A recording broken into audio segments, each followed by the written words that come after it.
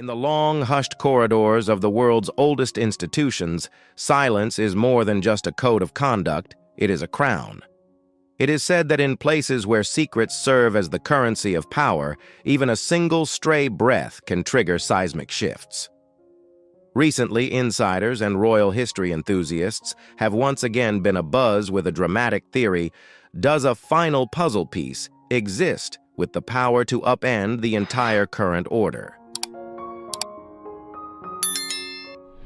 A theory of a forgotten letter carrying aftershocks from the past appears to be challenging positions once thought unshakable. It all began with whispers of a quiet winter morning at Kensington Palace. Amidst a drifting mist, it is believed that William, the figure bearing the heavy weight of succession, embarked on a journey back through time. He wasn't seeking power. He was searching for fragments of memory.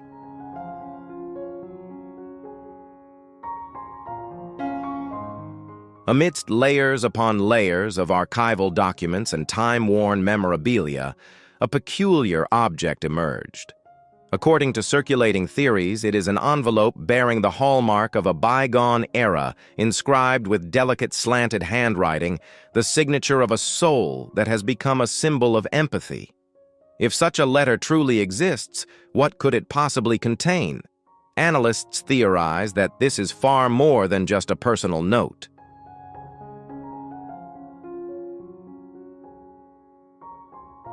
It seems to function as a manifesto of core values, a reminder of who truly deserves a place among those committed to service. In this fictional scenario, the emergence of the letter creates a royal paradox. If those messages were to be made public, they would raise profound questions about contemporary positions of power. People begin to contemplate a potential shift in authority. When voices from the past reach the heart of the present, do those who hold power feel their thrones grow unsteady?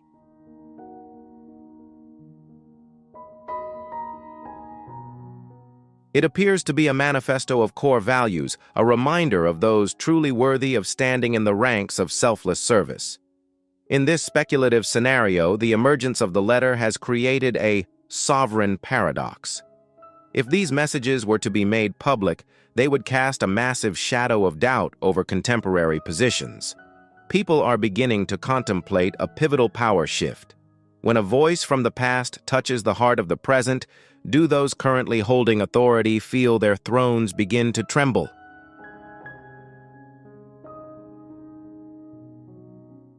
Particular attention is being focused on the standing of the women within the palace. Could a message from Diana possess the power to eclipse the radiance of those who followed, perhaps even triggering a transition that no royal script could have ever foreseen? We do not claim the letter's authenticity, for in a world of fortress-like stone walls, the truth is often shrouded beneath layers of mystery.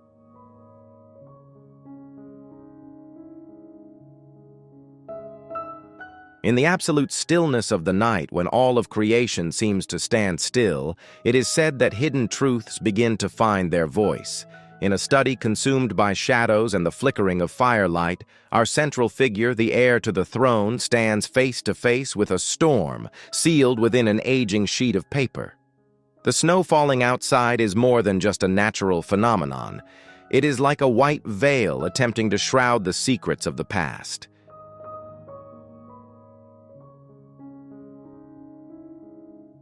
But inside, the heat radiating from the letter is more intense than the flames in the hearth. According to supposedly hypothetical sources, the letter is more than just a mother's heartfelt sentiment. It bears the resemblance of a psychological map, a guide to identifying the dark zones within a complex system. Instead of explicitly naming conflicts, our scenario focuses on the opposition between the diplomatic mask and the iron will.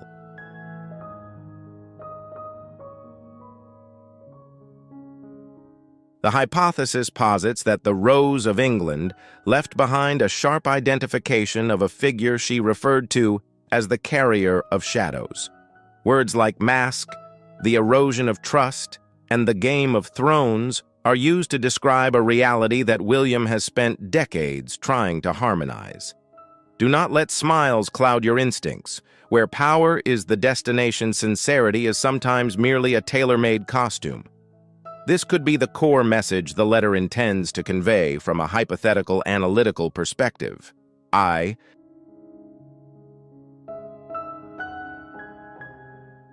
We are witnessing a fierce internal struggle. On one side is royal decorum, the mask William has worn to maintain the architected stability of the empire. On the other is the echo from the past, urging him to pierce through the velvet curtains. Observers suggest that this segment is not merely about a family. It reflects a timeless human law, the conflict between the legacy of love and the cold calculations of ambition.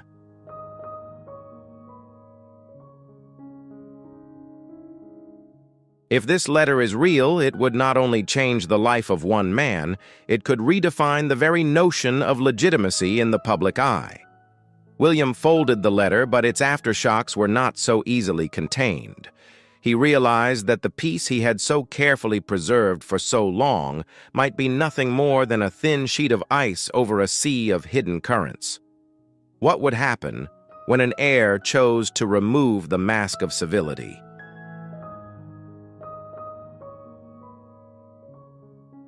Can words from the past carry enough weight to turn the tightly fixed wheels of power? Let us wait and see in the next cross-sections of history whether truth or stability will be given precedence. In the stillness after the snowstorm, when all things are draped in a cloak of pristine yet frigid white, a dialogue across space and time is unfolding. William realized that the black ink on the cream-colored paper was not merely a mother's legacy. It was a silent indictment of the present order itself. AI.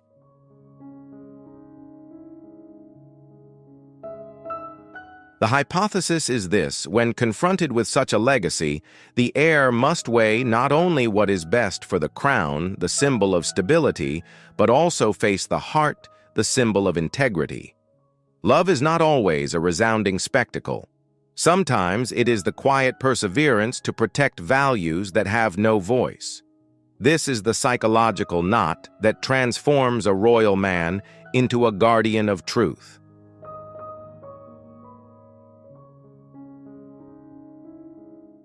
Imagine a world in which every handshake, every glance is part of a meticulously staged script. William, in this journey to seek the truth, came to recognize a harsh reality, profound loneliness amid millions of cheering voices. The image of the woman who embodied compassion, retreating deep into the garden with her hands tucked into her coat pockets, stands as a testament to the fracture between outward splendor and inner pain.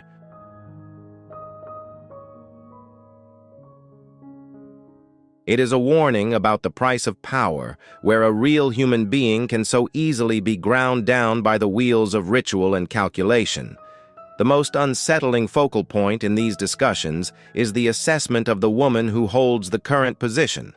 Rather than treating this as a personal attack, we should examine it through a strategic, analytical lens. The letter appears to describe a particular kind of influence, a form of allure that is never without purpose.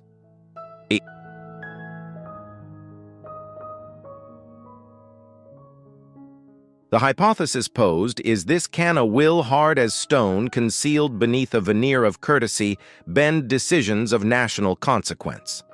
This is not merely the story of an individual, but a lesson in how private relationships can become variables capable of altering the fate of a long-standing institution.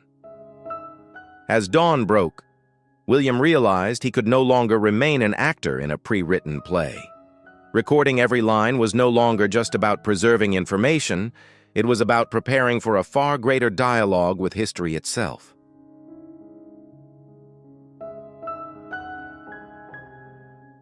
If you held a truth capable of shaking even the most impregnable walls, would you choose the calm of the status quo or the storm of justice? We stand at a threshold where personal decisions begin to carry the breath of an era. Will the legacy of the English rose serve as a guiding light or become the spark for a restructuring of royal power? The letter no longer stops at warnings about authority. It evolves into a call for kinship and protection.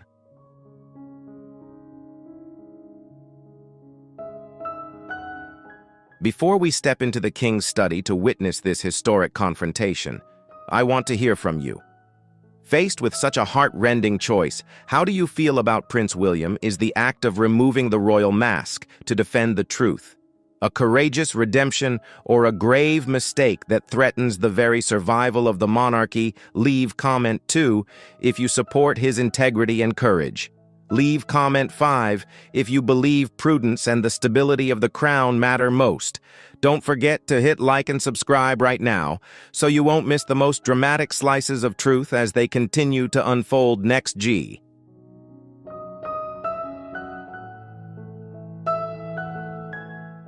In her final lines, the mother reminded us of a truth that is obvious, yet so often forgotten within fortress walls.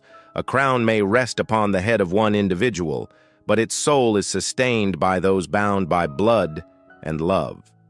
Woven into this was a deeply moving message about brotherhood, about protecting those who might otherwise be submerged by the harshness of the institution. This is a profoundly human slice, transforming the narrative from a struggle for power into a lesson about connection and solidarity.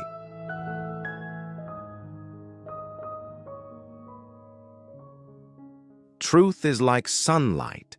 It will always find a crack through which to slip into even the darkest places. When William set the letter down, he was no longer a man bound by the old rules. The letter had become a personal manifesto, a mirror reflecting every doubt he had tried to bury. In a world of whispers and leaks, he understood one thing clearly: truth only has value when it is spoken in the voice of integrity itself.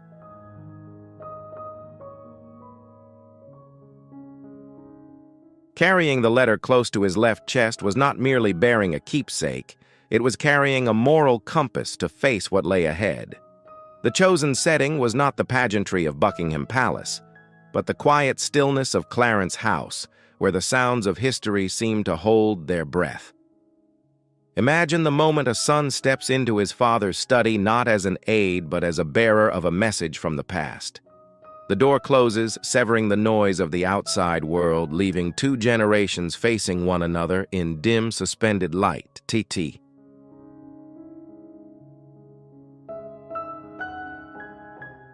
No raised voices were needed. The weight of the exchange lay in the silence and the gravity etched on their faces. On one side stood the embodiment of continuity and tradition, Charles. On the other, the awakening of new values, William. As William prepared to speak, he found himself facing a choice that could reshape the entire future of the monarchy. Was truth powerful enough to break through the barriers of ritual, and was the father willing to listen to the voice of the departed, spoken through his own son?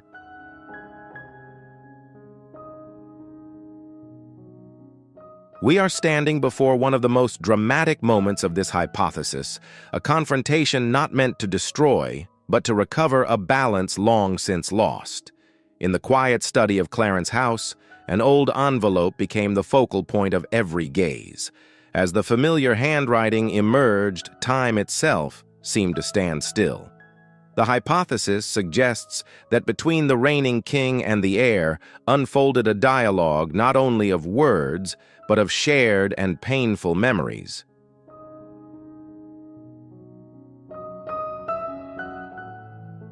One side represents the view that the past is a complex labyrinth, best left undisturbed in order to protect the stability of the crown. The other insists that the past never truly disappears. It is present, shaping every breath of the present. The tension lies not in the volume of their voices, but in the coldness of historical scars being reopened. This raises a profound question: can stability truly exist if it is built upon buried truths?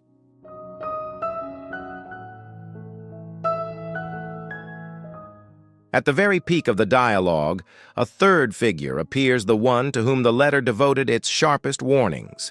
This unannounced presence is like an unexpected chess piece, instantly altering the entire balance of the political board. A fleeting glance at the envelope, the silence shared by three individuals in a confined space. All of it composes a portrait of an irreparable fracture. This is the moment when the mask of royal civility begins to show its first cracks. K.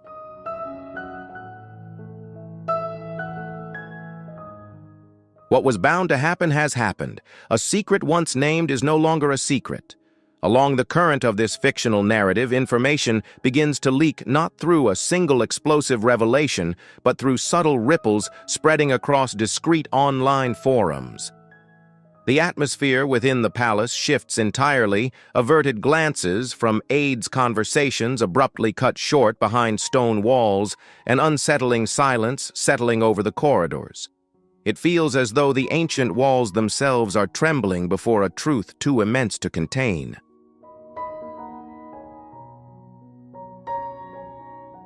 This is the moment when we witness the terrifying power of information in the digital age. A letter from the past can ignite a present-day crisis in a matter of hours. In an era where information moves faster than ancient rituals ever could, secrets are no longer guarded by stone walls, but by the fragility of algorithms. Beginning as a whisper on a private forum, the aftershocks of the letter's existence swiftly transformed into a media tsunami.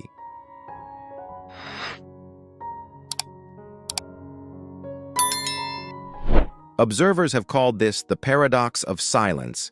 The tighter the palace clings to quiet, the more deafening the echo of speculation becomes. A headline heavy with symbolism appears, a message from the realm of memory. It is not merely an article, it is a direct challenge to the stability of the current monarchy. William is no longer facing exposure alone, but the distortion of truth itself. This is an even harsher battle when the sacred words of a mother are torn from their context. They become weapons in the hands of information speculators. Or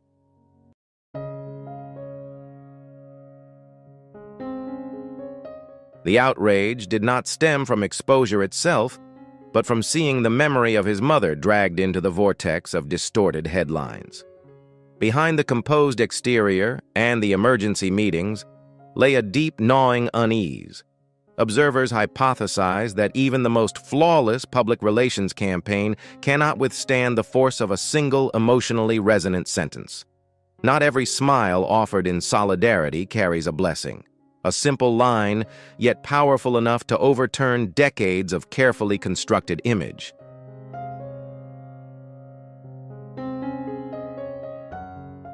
The image of William walking through a forest of microphones and rapid-fire questions feels like a metaphor for his position alone within the current of history.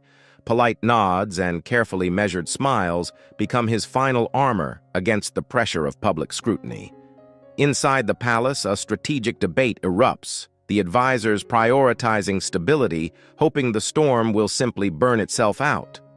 His partner, Catherine, serving as a spiritual anchor, reminding him of the philosophy embedded in the letter itself: sunlight will always find a way in.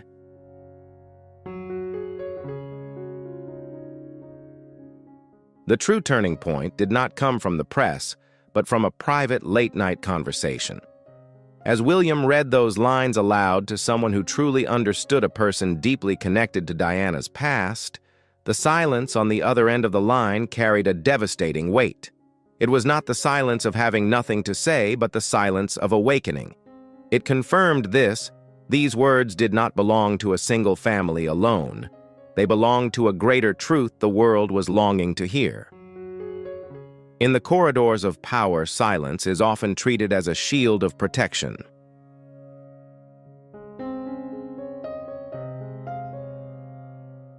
But for William, after countless sleepless nights confronting his mother's legacy, he came to a realization: truth is not an attack, it is a liberation. Rather than allowing rumors and leaked reports to tear apart Diana's memory, he chose a stage worthy of her values, a gala dedicated to mental health, the cause she devoted her life to championing. This was not an impulsive act. It was a strategy rooted in integrity. The hypothesis emerges: is breaking the palace's unwritten rules an act of betrayal, or is it the bravest way to redeem the very soul of the monarchy?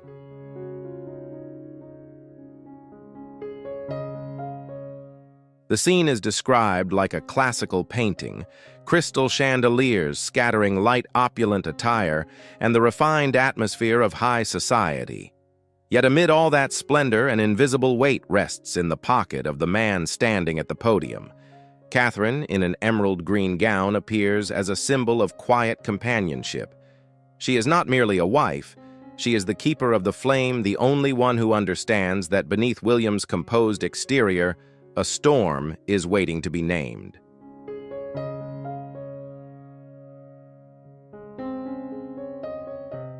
As William stepped up to the podium, the world seemed to hold its breath. The opening courtesies were merely an overture meant to soften the vigilance of the advisors. But when his hand slipped into his jacket pocket and emerged holding the worn envelope, the very nature of the evening changed completely. Silence spread from the front rows to the far end of the ballroom, a silence like the one that precedes a seismic rupture. Drawing out the letter was not merely a physical act. It was the moment William formally opened the door his mother had entrusted to him decades earlier.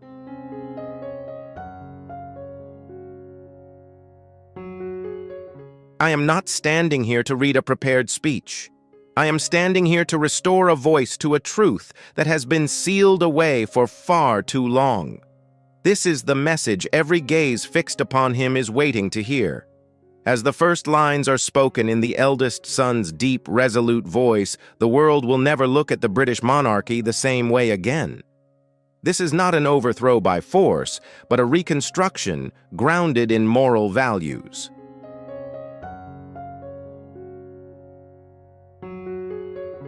The truth about the woman who carries the shadows and the warnings about power will now be exposed under sunlight, the very light Diana always believed would find its way in. Together we have traveled a journey from secrets hidden in diaries to the glare of the present-day spotlight. The world may not thank William immediately, just as his mother once wrote, but one thing is certain: from this night on, the stone walls of the palace will no longer carry the same weight as before.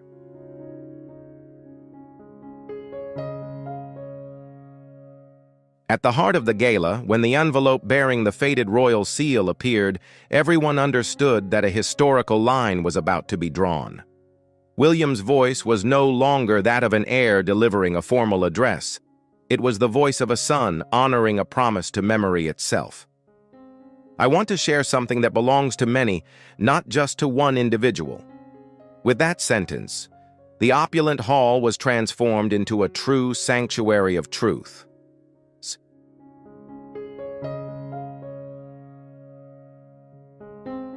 Every movement, from the clink of cutlery to the softest breaths, dissolved, giving way to a silence so complete it felt as though one could hear time itself shifting. Through the delicate lines of handwriting, a royal world not carpeted in roses came into view, a stage where its actors must rehearse every smile. The hypothesis of foresight emerges. Diana left behind a map to identify the hidden whirlpools beneath the surface.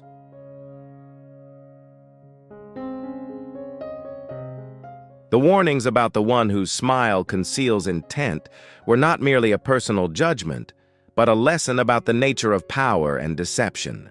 The emotional climax arrives when the line "sunlight will always find a way in" is spoken aloud, no longer just the hope of a woman long gone, but an affirmation of the enduring existence of justice.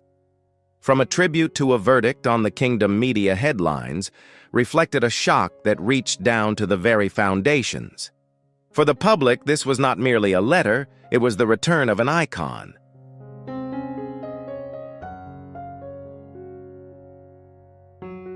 Younger generations are beginning to understand why a single name can carry such weight, while those who remained feel old wounds soothed by the courage of the present. William chose to face the storm rather than flee from it. The public response has proven one thing: when a leader dares to speak the truth, they do not weaken an institution, they rebuild trust on a stronger foundation. The curtain of secrecy has been lifted.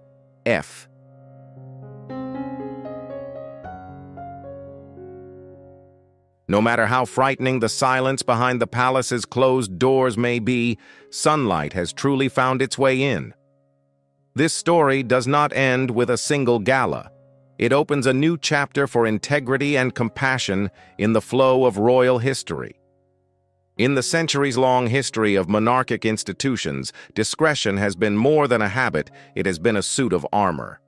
But when William chose to break that code of silence, he carried out a revolution of consciousness.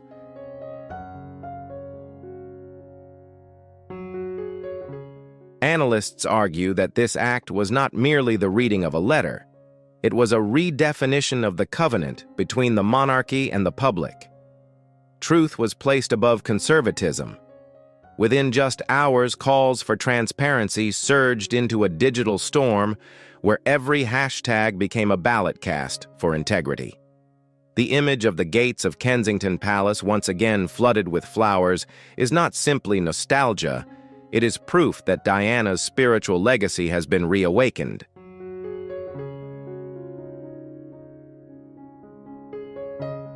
The message from the public flowers and notes reading, "We hear you." William serves as confirmation that the people's hearts have found a connection with the truth. The power of empathy. Once again, the strength of the English rose proves that human values will always endure longer than any title or hierarchical system. While outside there are cheers of support, inside the palace, a battle of strategies is unfolding. Oh,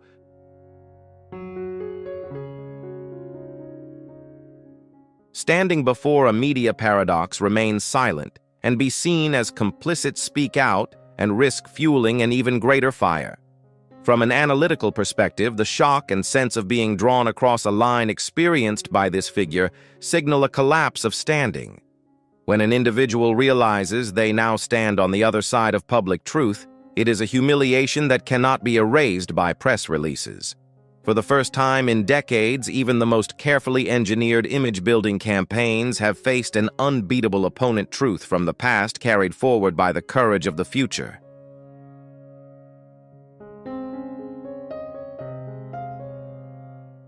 The king stands on a historical seesaw. On one side lies personal loyalty and the effort to protect a companion. On the other rests the survival of the institution and the relationship with the heir, the one who now holds the key to public trust. This is no longer a family dispute. It is a confrontation between preserving tradition and adapting to truth. Remain silent or speak out in defense. Every choice at this moment carries the weight of a historic decision, one that could permanently alter the image of the monarchy in the eyes of the world.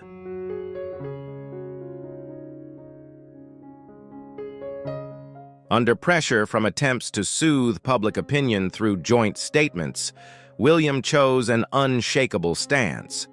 When he said, "The letter speaks for itself," he was not merely defending a document, he was defending the authenticity of a legacy.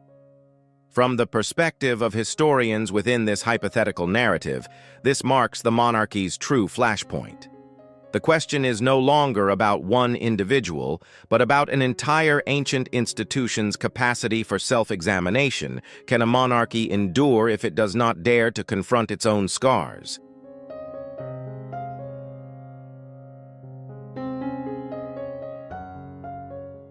The absence of the woman currently in position from public events inadvertently created a vacuum through which truth could spread.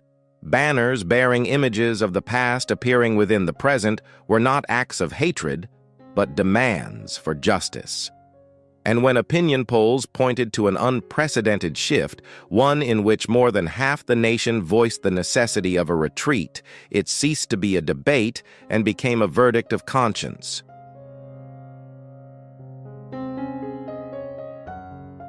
In the heavy atmosphere of a gloomy Tuesday, the palace walls bore witness to a scenario few had anticipated. It was not an explosion, but a quiet, yet decisive shift of power.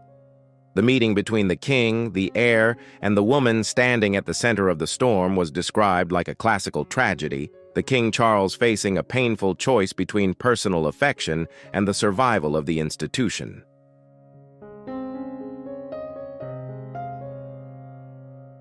The heir William representing the voice of a new era, one in which truth is placed above concealment.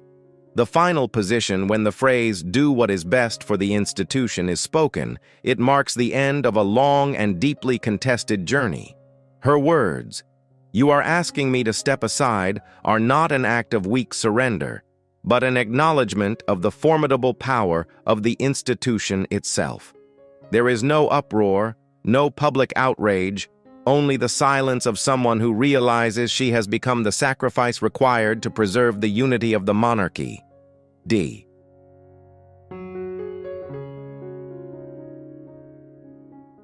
This departure is not merely a personal event. It is proof that sunlight has truly found its way in, even if the price is the irreversible transformation of a dynasty.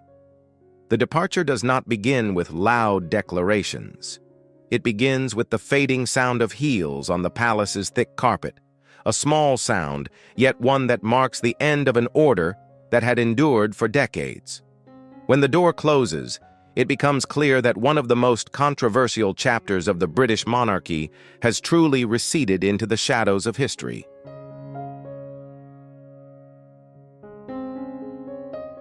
The official statement released shortly afterward was a masterpiece of diplomatic implication. It made no mention of the letter, no reference to fractures or the suffocating pressure of public opinion. Yet in a world governed by symbols, what is left unwritten often carries more weight than 1,000 words.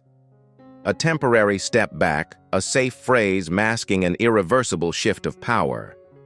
Outside the cold stone walls, a familiar yet deeply moving scene reappeared. Flowers and portraits of Diana once again covered the palace gates.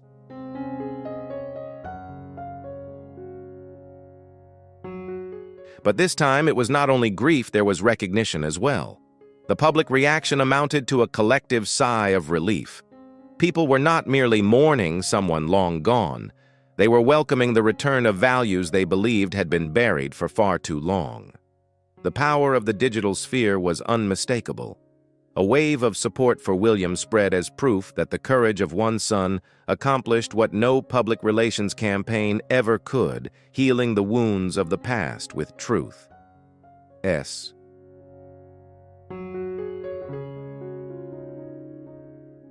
In the darkness of his private study, William held the letter one last time.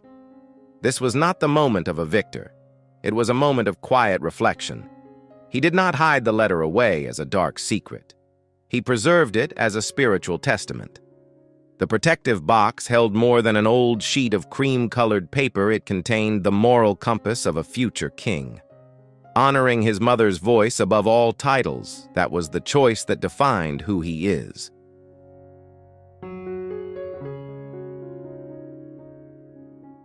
In the surging current of history, people often believe that empires are turned by grand decrees or shrewd political strategies. Yet perhaps the greatest aftershock this monarchy has ever experienced did not come from an opulent conference table. It came from faded lines of ink from the heartbeat of a mother's love for her son. Those words were not merely memories. They became a form of renewable energy reshaping the crown in ways no royal advisor could ever have foreseen.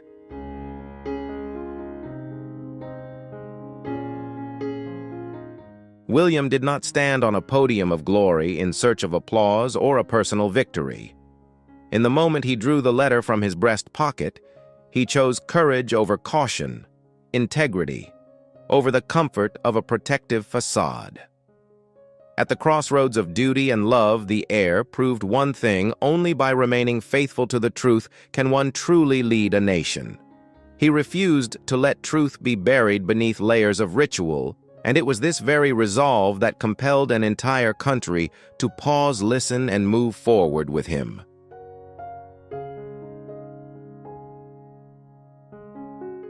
As the headlines slowly fade and the noise of public debate settles, one eternal truth remains. True legacy is not measured in marble gold or the glittering jewels of the Tower of London. Legacy is the promise that love will always be the shield protecting the most fragile values. Diana's voice carried forward through William is no longer an echo from the past. It has become a beacon guiding the future monarch. In the light of truth, the shadows of suspicion dissolve, giving way to a family and a nation beginning to learn how to breathe again honestly and openly. J.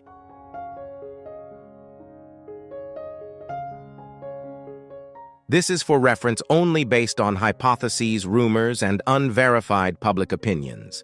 Let us approach this discussion from an objective, analytical perspective. History only truly speaks when we dare to question. Leave your mark in this dialogue. Press 1 if you believe in the power of truth and the desire to seek hidden light. Press 0 if you believe that eternal secrets will continue to sleep behind stone walls. If the aftershocks of this story resonated with you, don't forget to like and subscribe to become part of a community dedicated to decoding the secrets of power. See you on the next journey where truth will always find a way to speak.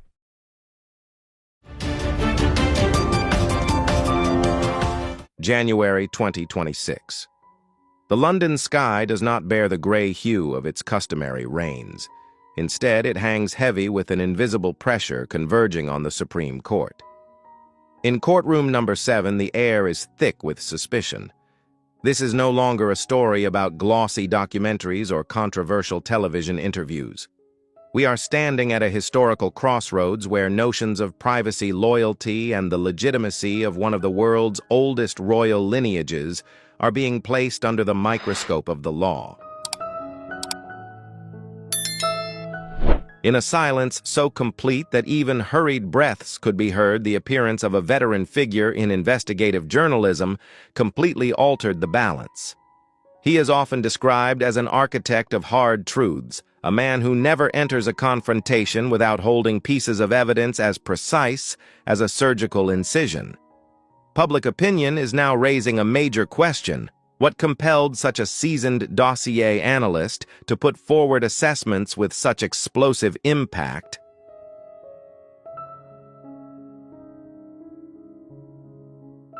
Could it be that behind terms such as Operation Cuckoo lies an entire system of hypotheses about lineage and past connections long obscured by the dust of time? In the area reserved for the central figures, observers have noted complex psychological shifts. A prince once renowned for his steely resolve now appears to be confronting shadows never before revealed within his own legacy journey. Alongside him, the visible unease of his spouse, an emblem of Hollywood glamour, has become the focal point of intense scrutiny. Today's video is constructed on the basis of investigative files, analyses from the international press, and hypotheses.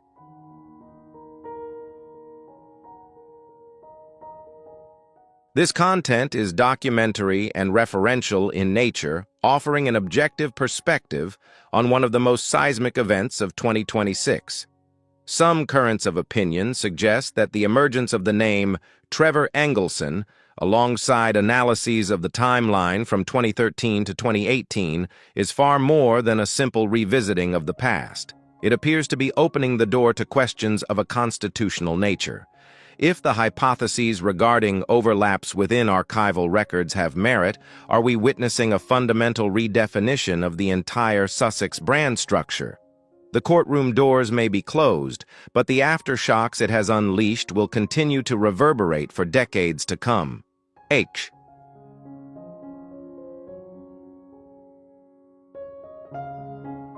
Is Operation Cuckoo a truth gradually coming into the light, or merely a harsh stress test for those who chose to step away from tradition?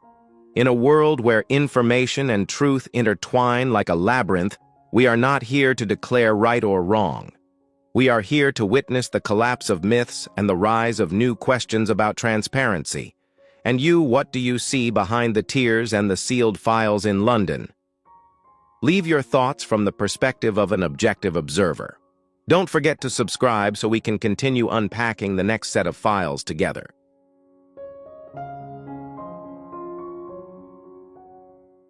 As the files covering the 2013 to 2018 period are opened, the portrait of an independent, self-directed woman, an image painstakingly constructed by the media, now appears to be facing a completely different reflective lens. In the world of investigators, nothing is accidental.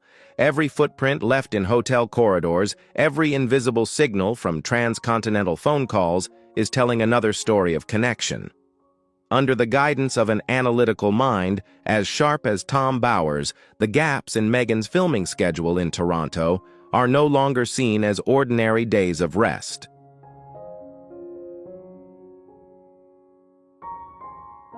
He advances a haunting hypothesis. Could the shadow of the past, the figure named Trevor Engelson, have remained present, like a silent satellite orbiting Meghan, even as new chapters of royal romance were being written? The astonishing convergence between unnamed journeys and familiar destinations from the past has created a symphony of suspicions. These are not baseless accusations, but a comparison of mechanical timelines, a method of analysis that any historian or lawyer would be compelled to take seriously.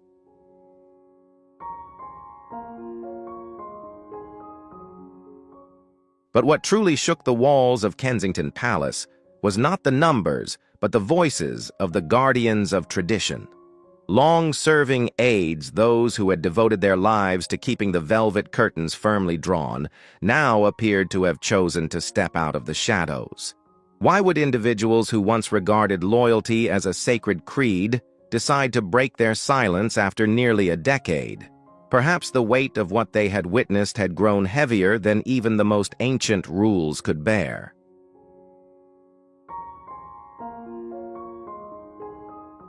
Their emergence was like that of historical witnesses, offering unprecedented perspectives on what unfolded behind the glittering facade of a so-called love story of the century. The peak of tension centered on discrepancies in traditional protocol. In the centuries-long history of the British royal family, the birth of a new member has always followed the strictest procedures. Yet the records surrounding Archie's arrival now appear shrouded in a legal fog. Why were the validating signatures of royal physicians absent at key moments?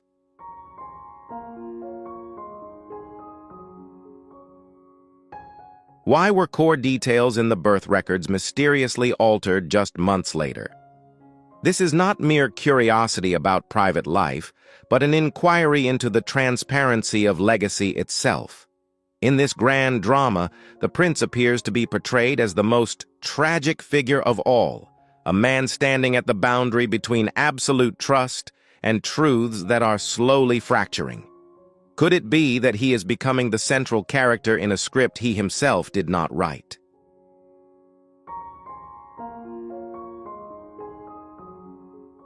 As questions surrounding the birth records remain unresolved, Tom Bower delivers what he calls a steel punch to the silence of the courtroom. He declares that he is in possession of copies from the internal archives of the royal security apparatus figures, long regarded as the most tightly sealed eyes and ears in the world. This is not merely the monitoring of private life. In investigative language, it is the surveillance of the integrity of the royal perimeter ahead of a pivotal event. These reports appear to have logged unusual signals, the presence of figures from the past, at the very moment when a new glittering chapter was about to begin. Why?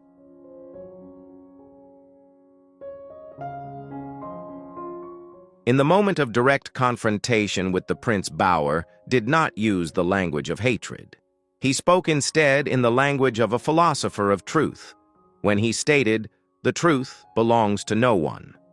It simply exists." London suddenly realized this was no longer a familiar family dispute splashed across the tabloids. This was a historical reckoning, a moment when masks are stripped away to reveal the true structures of power beneath. And Bower, holding the key to open Pandora's box, is leading the public deep into a connection with a figure that many had tried to erase from royal memory, Trevor Engelson.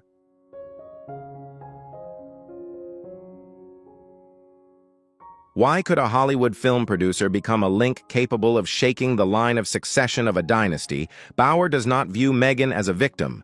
Instead, he portrays her as an architect of opportunity. Trevor Engelson is not merely a former husband. In Bauer's investigative files, he is described as the keeper of the original blueprint. He was the man who stood beside her through a difficult decade spent chasing the spotlight. He understands every ambition, every habit, and even the hidden corners along this woman's path toward the conquest of power.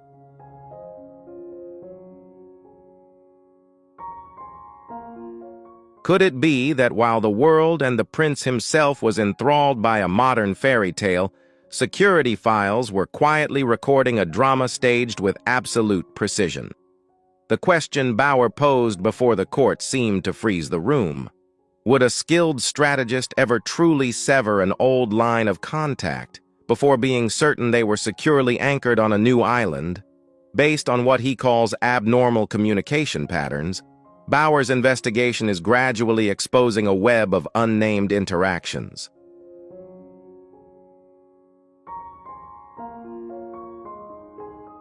This is the very core of the lawsuit, where the truth about loyalty is weighed against personal calculation.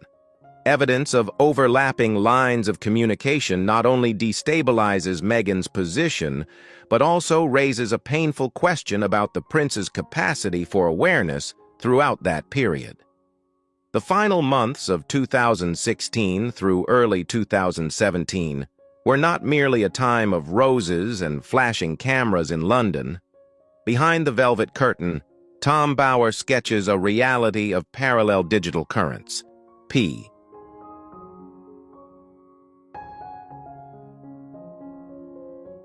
Through encrypted communication channels and anonymous identities, a network of connections to the past appears to have continued operating quietly in the shadows. Why would someone standing on the threshold of a dynasty require such an elaborate contingency plan? Is this the instinct of a strategist who prepares for every possible scenario, or the preservation of a bond that cannot yet be severed? The most shocking element in Bauer's files lies in his analysis of the tempo of history. He places a large question mark over the unusual haste with which a formal engagement was established.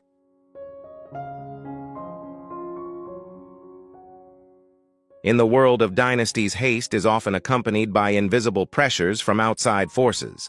However, Bauer offers a far more ruthless perspective. Could this have been a race against time to legitimize a biological reality? If the alleged overlaps in relationships are real, then choosing a harbor that confers ultimate power and status is no longer a matter of the heart, but a strategic verdict designed to secure the future. When it comes to Archie Harrison, Bauer does not resort to emotional language. He places the issue squarely within the legal framework of the Act of Succession.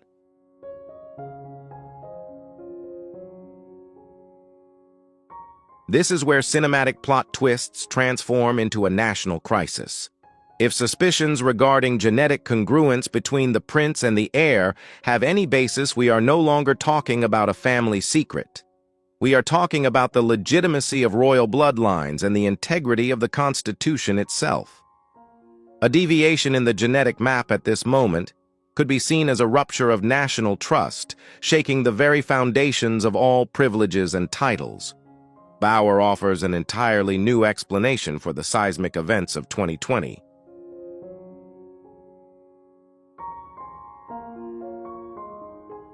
Rather than citing privacy concerns or media turmoil, he characterizes Megxit as a strategic withdrawal. The true objective, he argues, was not the pursuit of freedom, but the removal of genetic secrets from the oversight of royal physicians, the traditional gatekeepers of stringent verification protocols. Leaving the stone walls of the palace for the freedom of Hollywood could thus be seen as an effort to shield a genetic illusion before physical traits begin to speak for themselves over time.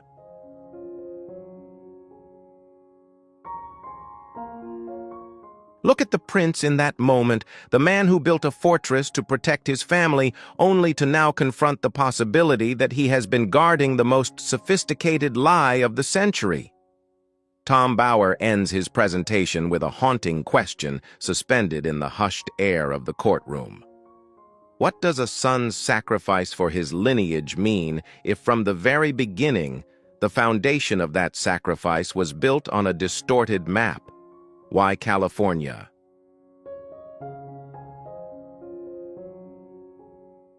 Why choose the land with some of the strictest privacy protection laws in the world?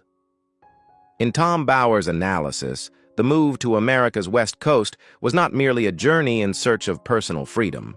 He calls it the construction of a legal fortress. California, with its stringent data privacy regulations, appears to have become the most effective shield against any probing into personal records. The ghost of the past, known as Trevor Engelson, is no longer a distant memory. It has become a living presence, steadily tearing apart the Sussexes' carefully laid plans for the future. F.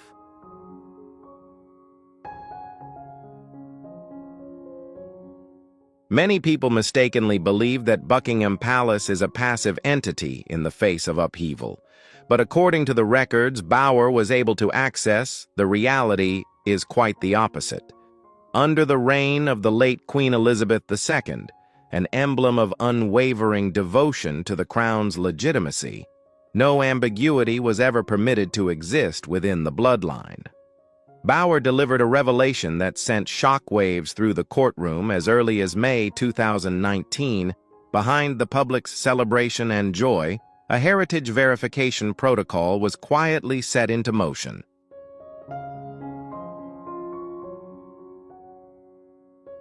Under the guise of routine health examinations for a new family member, a genetic analysis process was quietly carried out. Its purpose was not curiosity, but to safeguard the survival and succession of the monarchy. So where are the results of that heritage verification? Bower asserts that this report has never been made public.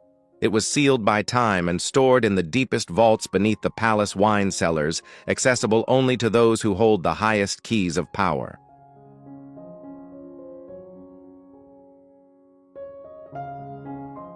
The existence of this sealed report raises a painful question. Why was the truth not revealed as early as 2019? Why did the palace choose silence, a silence Bower calls complicity, for the sake of survival? Tom Bower's explanation carries the tone of a political philosopher. He argues that at that moment in time, exposing a deviation in the bloodline would have triggered a constitutional earthquake that no institution could have withstood. Truth, he suggests, was traded for stability. R.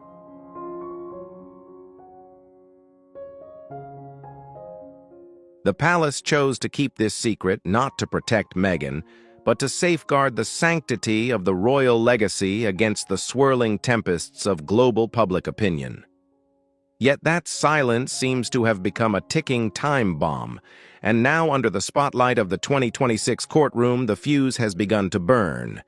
Imagine the collapse of an empire where the very bricks of its foundation start to shift from their places. British royal history is no stranger to such upheavals. In 2019, the world had already witnessed violent waves tied to controversial associations involving senior members of the institution.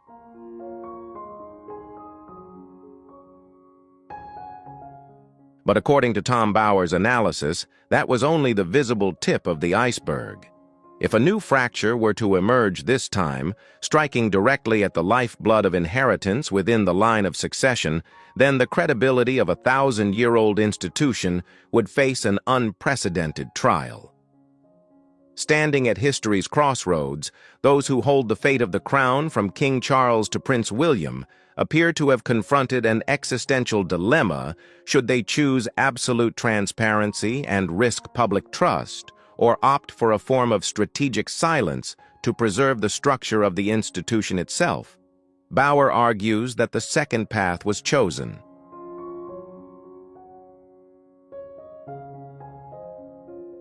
This form of humane conservatism inadvertently gave rise to what he calls a media monster.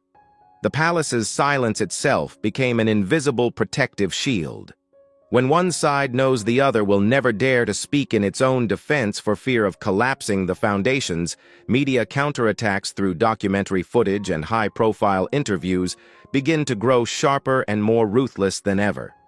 Yet within this bleak tableau, Tom Bower sketches a deeply tragic portrait of the prince, the man he describes as the most painful victim of all leaks.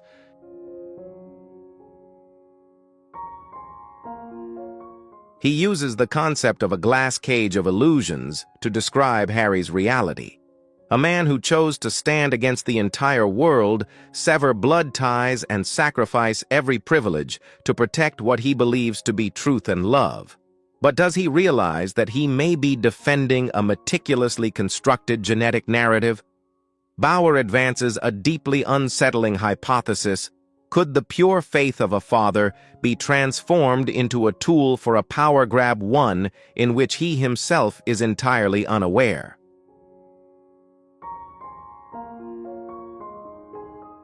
Bower's testimony about the secret DNA report is not merely an accusation, it is a wake-up call about the hollowness behind solemn rituals. If his analyses of a deviation in bloodline are well-founded, then Archie VII in the line of succession would become a stranger within his own lineage.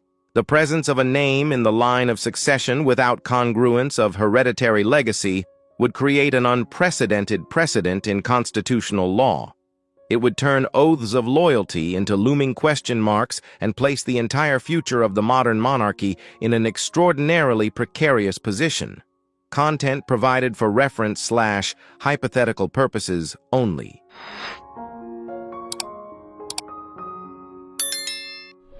As the testimonies at the January 2026 trial draw to a close, we are left with a harsh reality.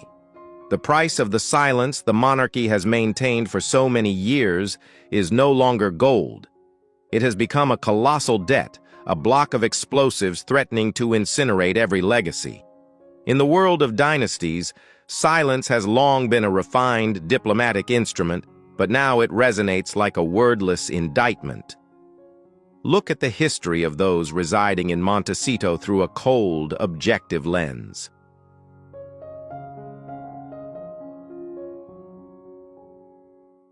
We are talking about a woman who has never hesitated to step into the fiercest legal battles to defend even the smallest fragment of her privacy. From lawsuits over unwanted photographs to taking on major media conglomerates over a private letter, she has consistently demonstrated an uncompromising resolve. But why, when faced with an allegation that could completely erase the reputation, title, and future of her own son, does that legal sword suddenly appear to have gone rusty G?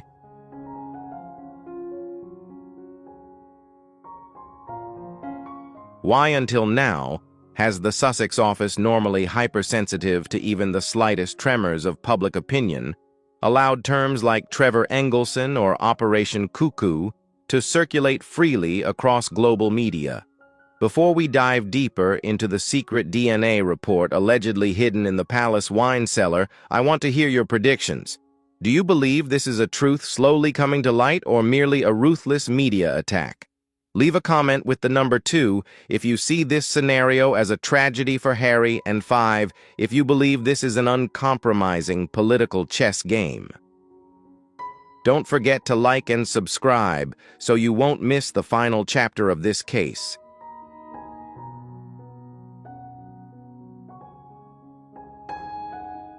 Why has no defamation lawsuit been filed immediately to silence Tom Bower, the man who appears to be wagering his entire career on these testimonies? In the modern world, there is only one way that is fast and absolutely effective at ending every conspiracy theory: a public heritage verification.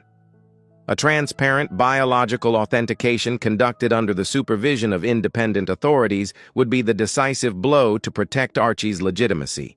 It would put an end to all doubt. And yet, the decision to retreat into the shadows is raising a bigger question than ever before.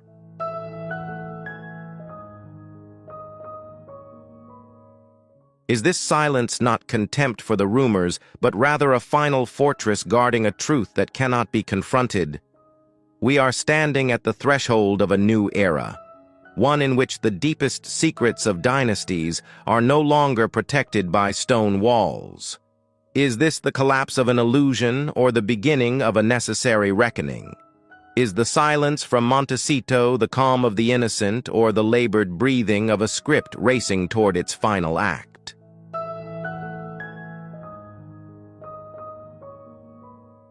The truth, no matter how long it is buried, will eventually find its way into the light. Could it be that counter-evidence cannot be produced simply because that truth never belonged to them in the first place? When we look back at Meghan Markle's legal strategy over the years, a clear pattern emerges: swift, decisive, and overwhelming action against any perceived intrusion. The current silence, therefore, does not bring a sense of calm. It creates a kind of auditory dissonance. It runs so sharply against her instinct for self-defense that it leaves a void filled with doubt in the public consciousness. Owe.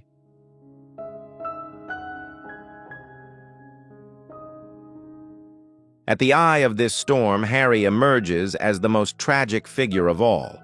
From anonymous sources, the image of a prince living in isolation within the Montecito fortress is deeply haunting. Try placing yourself in the position of someone who has wagered everything from titles and military protection to the most sacred blood ties with his father and brother. All of those sacrifices were made under an absolute belief in love and in his own bloodline.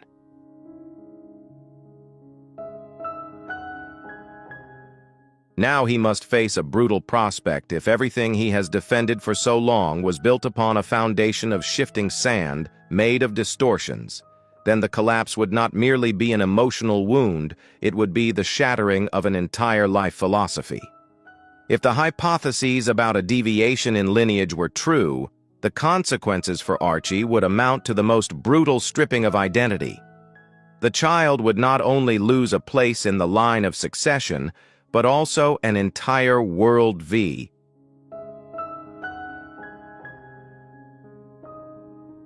Politically, this story has moved far beyond the boundaries of a single family. It has struck at the very legitimacy of the nation. Tom Bower has ignited a battle in which genetic records could become the spark forcing the highest authorities, such as the British Parliament, to intervene. In this game of royal power, the truth may be concealed behind layers of international legal secrecy, but history has shown one constant: the truth always finds a crack through which it can slip into the open.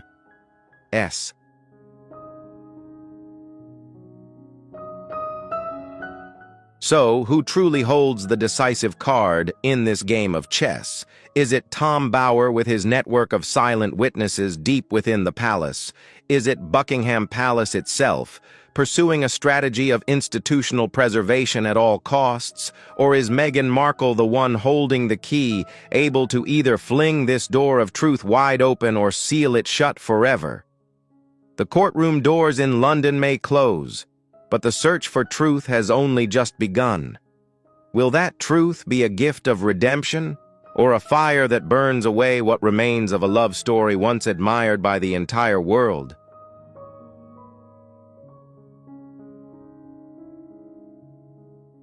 Can a verdict truly deliver absolute vindication, or will it become the final sentence that destroys a reputation forever? The first trial in London may have concluded, but its aftershocks have not faded. On the contrary, they are generating powerful shockwaves seeping into every corner of the monarchy. At this moment, calls from Parliament for a national-level investigation are growing louder by the day. Constitutional experts have been summoned to re-examine one of the most sacred documents of all, the order of royal succession.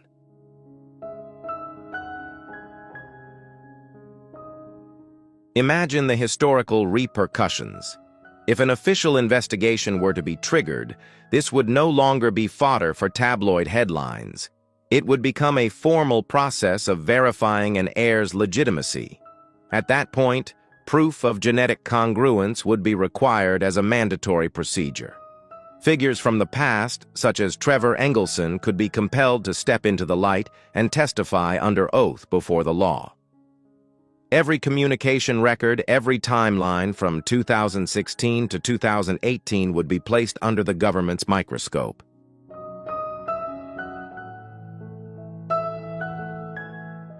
This is an unprecedented constitutional crisis in the modern history of the United Kingdom. Behind the numbers and legal statutes lie profound human tragedies. For the prince, the psychological devastation is almost beyond words. Every moment of happiness, every cherished photograph, now seems veiled in a fog of doubt. Can a man who sacrificed everything to protect his family truly accept the reality that the fortress he labored to build stands upon a foundation that may not even exist?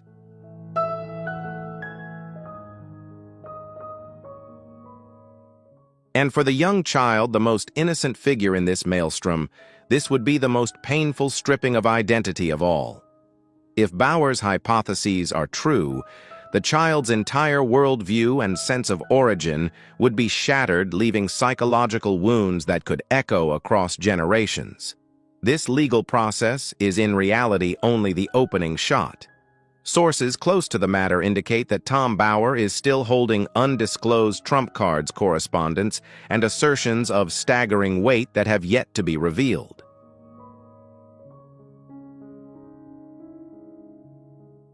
At this moment, the Sussex legal team finds itself trapped in a paralyzing paradox. If they choose legal action, they would inadvertently open the door to the process of discovery in which genetic tests and personal records could be compelled into the open under legal supervision. If they remain silent, these allegations will act like acid, slowly corroding credibility and reputation over time. Buckingham Palace itself appears to be facing one of the most profound no-win dilemmas in the history of modern media.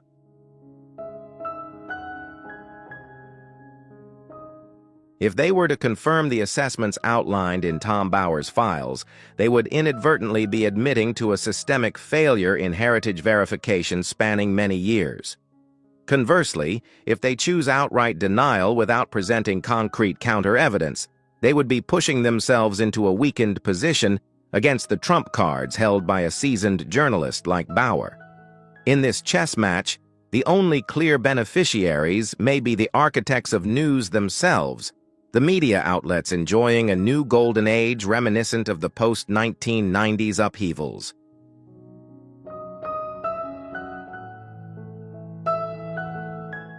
But behind the sensational headlines lies a very real catastrophe for everyone involved. From Harry and Meghan to the future of those in the line of succession, all are being pulled into a vortex where the boundary between truth and legal maneuvering grows more blurred than ever. Will the truth find its way into the light through the final sealed files, or will it remain forever as fragments buried beneath multiple layers of power and institutional self-preservation? In examining these shocking details, we must use reason to pose the most fundamental questions.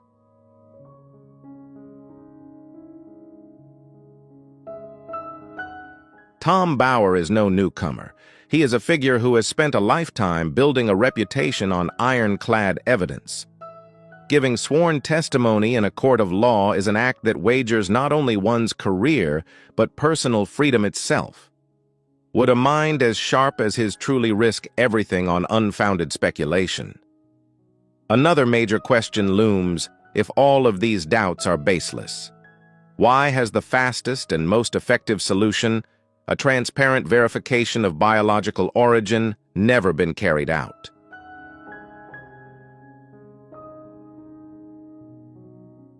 An independent verification process overseen by neutral parties would be the definitive end to every media nightmare. Prolonged silence, rather than a masterful legal strategy, now seems increasingly like a troubling signal of a truth too difficult to confront. If the palace truly holds evidence capable of fully exonerating the Sussexes, what reason could be great enough to justify keeping it sealed away in locked vaults? And why, in the frames capturing moments inside the courtroom, does the prince's face appear so haunted and anguished?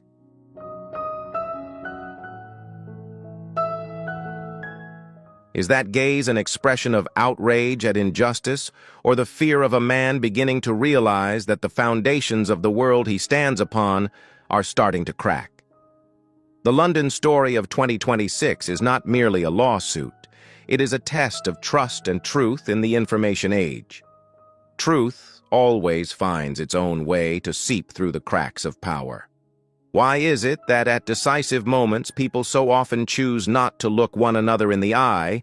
These questions never come with comfortable answers, and it is precisely that act of avoidance that has created a powerful gravitational pull, drawing the attention of the entire world toward London.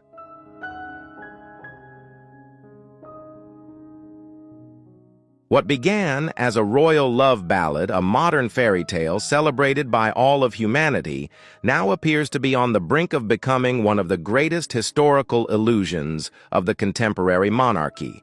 Tom Bower's testimonies are not merely legal words on a page.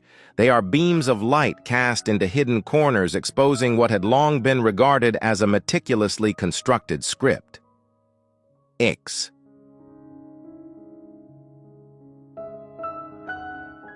Whether you choose to believe Bower's evidence or dismiss it as the harshest media assault ever directed at the Sussexes, one truth is undeniable: the questions that have been raised will never disappear.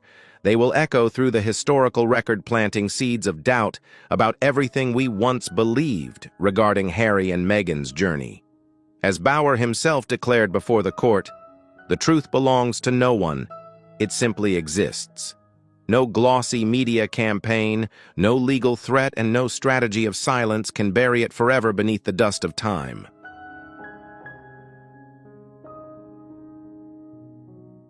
For Harry, the tragedy lies in the sheer irony of fate. A man who spent his entire life trying to shield those he loved from public scrutiny he believes caused his mother such profound pain, now finds that those very efforts have inadvertently unleashed the most ferocious storm of scrutiny imaginable. For Meghan, who relinquished the crown to build a personal empire, this gambit carries life or death stakes.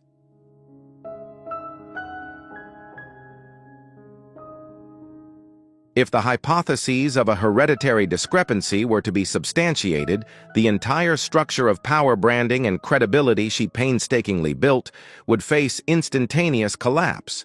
And amid the vortex of adult calculations, the image of the innocent child Archie looms hauntingly large. An uncertain future awaits one in which personal identity is placed on the scales of power struggles. Ultimately, for the British monarchy, an institution that has endured wars and centuries of upheaval, this is the ultimate trial of fate. R.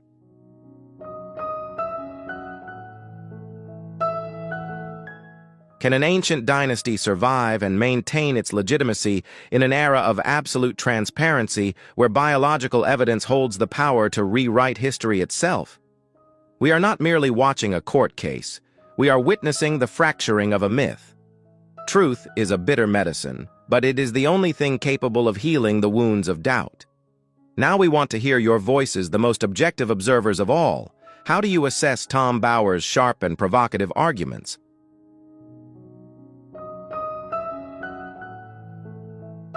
Is this an elaborate search for truth, or merely a last-ditch effort to shatter a media icon?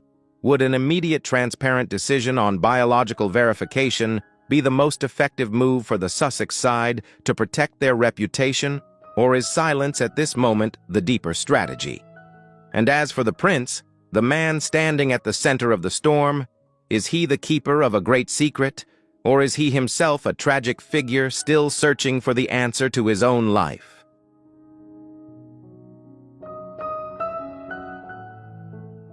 This information is for reference only, based on hypotheses, rumors, and unverified public opinions. Let's discuss this issue from an objective, analytical perspective. Don't stay on the sidelines in the shadows of curiosity. Share your thoughts right below in the comments. Press 1 if you believe these secrets need to be brought into the open. Press 0 if you remain skeptical and think this is merely a political chess game. Your support is the motivation that keeps us going. Don't forget to like and subscribe to join us on this journey of unraveling the truth behind power and legacy. H.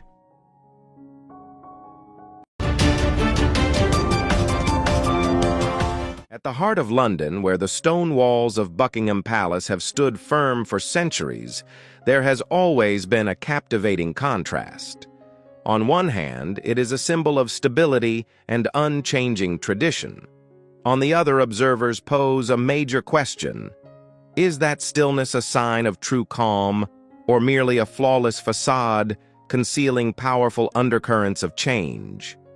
Recently, international public opinion has been abuzz with speculation about a quiet transition, one in which figures long regarded as operating behind the scenes are gradually stepping into the spotlight to reshape the established order.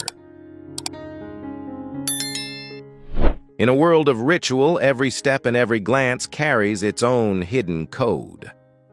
Unverified sources suggest that the presence of Queen Camilla appears to be facing unprecedented challenges from the very long-standing pillars of the family itself.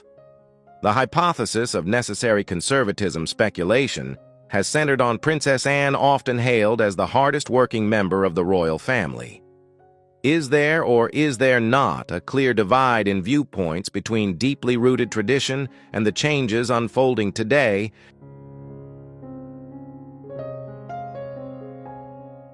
Some analysts suggest that Anne may be assuming the role of a guardian of legacy, one for whom the stories of the past are not easily erased by time. The alliance of the future, the emergence of Princess Kate within this narrative, only adds to the drama of the hypothesis. Could there be a tacit consensus among the palace's generations of women about redefining what it means to be a true symbol? To fully understand the current tensions, we must look to the flow of history itself.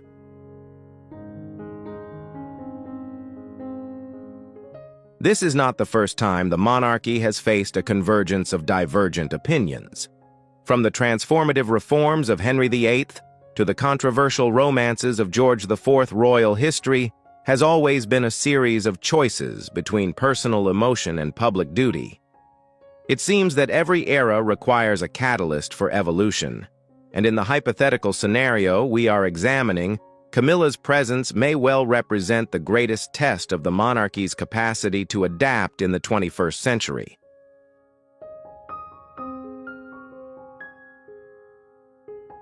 Behind closed doors, what is truth and what is merely fragments of speculation?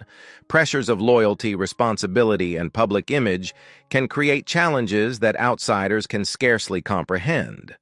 Are we witnessing an internal reckoning aimed at long-term sustainability, or are these simply the inevitable aftershocks of a monarchy in transition? Where will these changes ultimately place the British royal family on the map of history? What do you think of this hypothesis? Share your thoughts in the comments below, and together we will decode it in the upcoming discussions.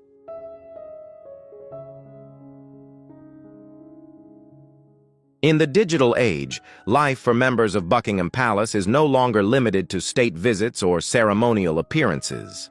Through the lens of systems analysts, they are living inside a vast glass chamber where every breath and every exchanged glance is decoded like a form of political cipher. Why does the public constantly search for signs of fracture? Perhaps because excessive perfection often feels unreal. As a result, even the smallest gesture from King Charles or other members can become the focal point of a storm of speculation about secret alliances or simmering animosities beneath the surface.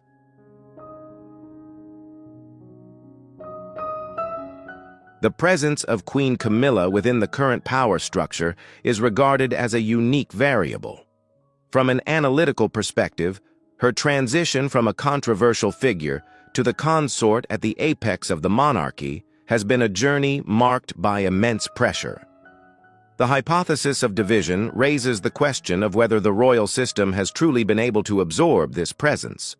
Some informed voices argue that her ascent has not only polarized public opinion, but also created a kind of mechanical pressure on internal relationships where old and new values are colliding with particular force.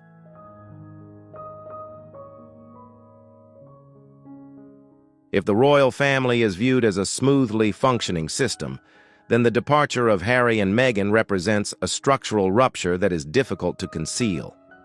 Explosive interviews and direct criticism from the outside inadvertently stripped away the glossy veneer exposing internal contradictions that had previously been dismissed as mere family matters. In a highly dramatic hypothetical scenario, this event is seen as the catalyst that escalated long-standing tensions within the palace into an existential challenge for the monarchy itself.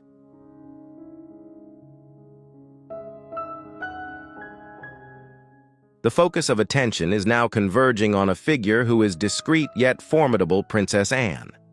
In in-depth analyses, Anne is often portrayed as a guardian of the monarchy's most exacting standards. Hypothetical analysis asks whether there could be a shocking revelation from her regarding the Queen Consort's position. Some bold theories suggest that Anne may be acting as an arbiter, raising serious questions about whether Camilla's presence aligns with the system's long-term future. If true, this would not merely be a personal disagreement, but a struggle to safeguard the integrity of the dynasty itself.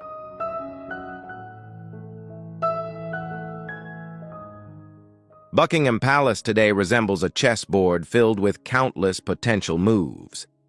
Leaks about reconsidering the position of a key figure may be nothing more than trial balloons to gauge public reaction, or they could signal the early stages of a comprehensive overhaul. Will the monarchy choose to preserve a flawless exterior, or will it confront its fractures head-on in order to restructure? And in this intricate power game, who will ultimately be the one to uphold the very foundations of the royal institution amid the turbulence of a changing era?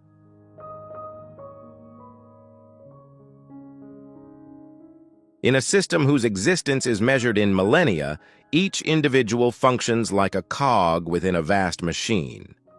Princess Anne and Princess Kate have long been regarded as quiet architects, shaping the image of a dutiful and principled monarchy. If Anne embodies iron discipline and absolute loyalty to duty, Kate represents composure and refined diplomacy. What then happens when these two inherently steady pillars appear in hypotheses of discord with the new center of power, Queen Camilla?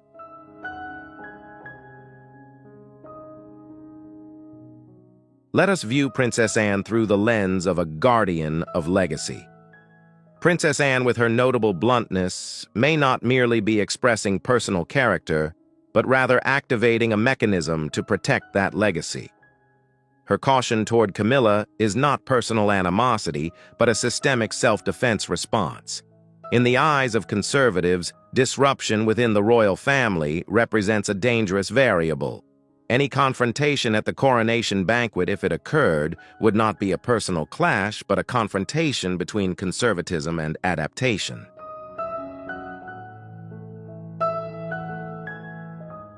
If Anne chooses a direct approach, Kate employs a different language of power, the absence of protocol. In symbolic analysis, circles the act of not curtsying during the coronation is considered an explosive detail. Within the royal system, a curtsy is not merely a gesture of respect, it is an acknowledgement of hierarchy.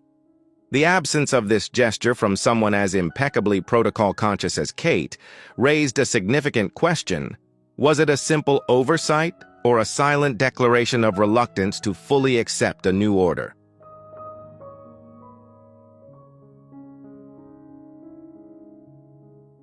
Kate's silence at times carries more weight than 1,000 words, hinting at an undercurrent of polarization unfolding beneath the veneer of unity.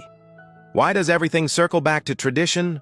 Because in the royal world, tradition is the single thread preventing the dynasty from unraveling amid social upheaval. Even the smallest breach of long-standing rules can trigger a domino effect, leading to systemic disorder.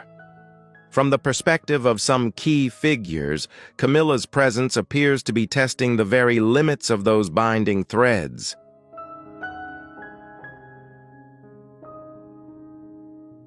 Buckingham Palace is not merely the residence of a family. It is a battleground of ideologies. On one side stands the steadfast adherence to traditional values embodied by Anne and Kate. On the other, the effort of the queen consort to assert her position. Are the notions of removal or purification raised by these hypotheses truly taking place, or is this simply a painful process of adaptation, allowing the monarchy to move into a new era? The answer likely does not lie in official statements, but in glances exchanged, steps taken, and the curtsies that will or will not appear in the future.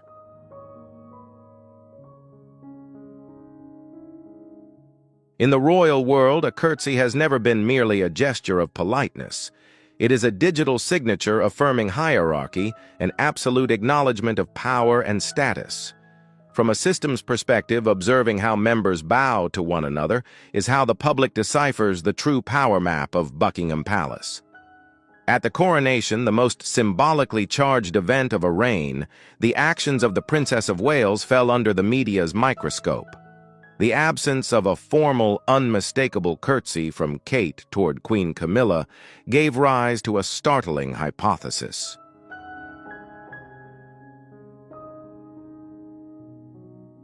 Was this merely a technical oversight or a subtle message sent from the future of the dynasty? Before we delve deeper into the ghosts of the past surrounding the palace, I'd really like to hear your perspective.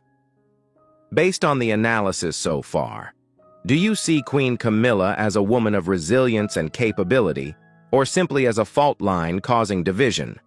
If you support her and believe she is competent, leave a comment with the number 2. If you disagree with her current position, leave the number 5.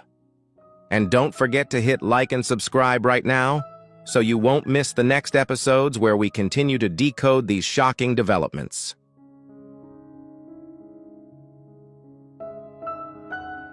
Some voices suggest that we may be witnessing a subtle modernization of the royal image. Rather than elaborate rituals, a gentle nod from Kate could be interpreted as an expression of minimalism in the era of King Charles III. However, analysts pose a sharper question for someone long regarded as a symbol of propriety. Like Kate, could such subtlety truly be accidental? The hypothesis of silent resistance emerges when the wife of the future king, entrusted with safeguarding traditional values, chooses to meet the queen's gaze directly. Instead of bowing her head, it may be seen as a deliberate act of crossing the line.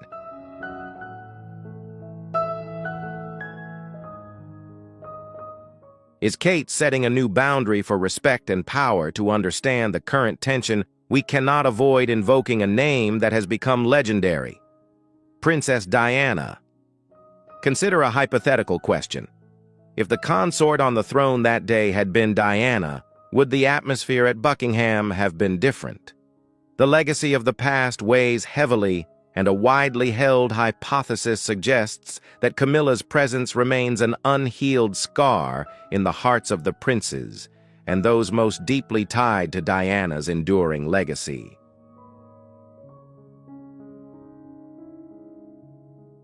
If the upheavals of the past had never occurred, would Harry have left? Would the rift between the brothers have grown so deep? Perhaps behind Kate's steady gaze lies a convergence of emotions that have never been spoken aloud. Could she be acting as a representative of a shared, unvoiced sentiment held by those who believe that position once belonged to someone else? Even so, we must acknowledge a harsh reality in the royal world. Personal emotion is often required to yield to law and absolute order.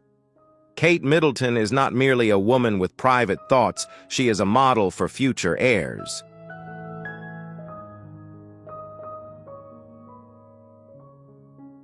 Bypassing an important ritual may be seen as a risky distraction, but it could also be a strategic move in the monarchy's transformation under King Charles.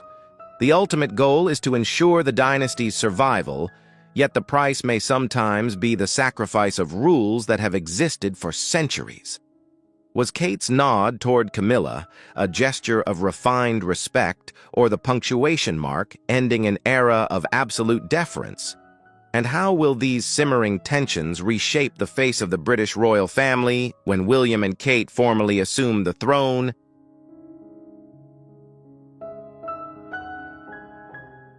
Every detail, no matter how small, may be a fragment of a major transformation we are only just beginning to perceive.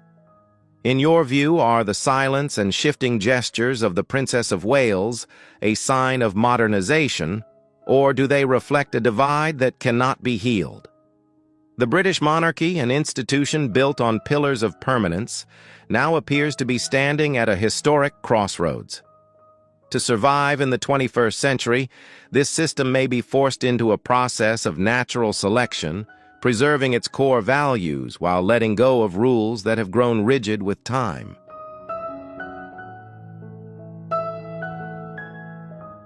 Reconsidering long-standing rituals such as the curtsy can be seen as part of a risky yet necessary modernization strategy.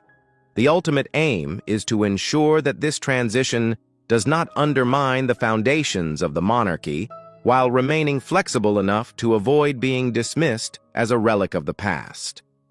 From the public's perspective, the actions of the Princess of Wales have sparked a fascinating wave of mixed reactions.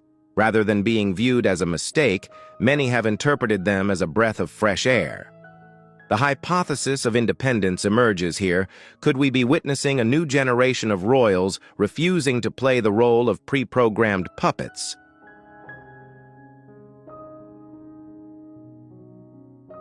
Some observers argue that the willingness to challenge rigid rules reveals Kate's independent mindset, where personal emotion and perspective are beginning to carry greater weight than centuries-old values. However, all change encounters resistance. For staunch traditionalists, the act of curtsying is not merely a sign of personal respect, but a symbol of social stability and order. They believe that no individual, no matter how influential, has the right to stand above legacies that have endured across generations of reigns.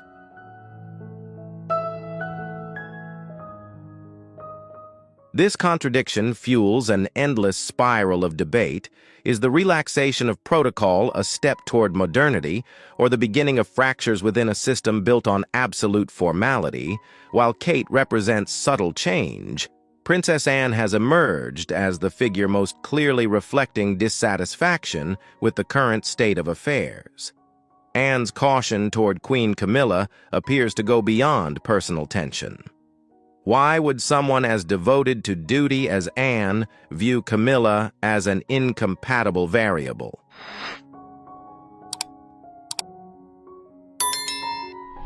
Perhaps in her eyes, Camilla's presence carries past mistakes and controversies that could cloud the perceived purity of the monarchy.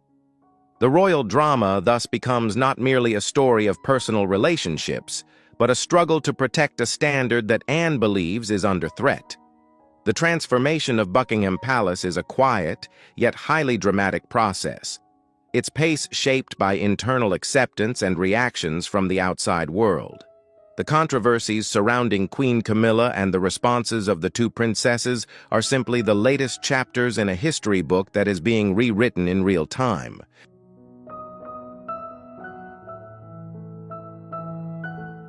Will a more modern monarchy bring it closer to the people, or will the loss of traditional rituals cause the dynasty's aura to fade?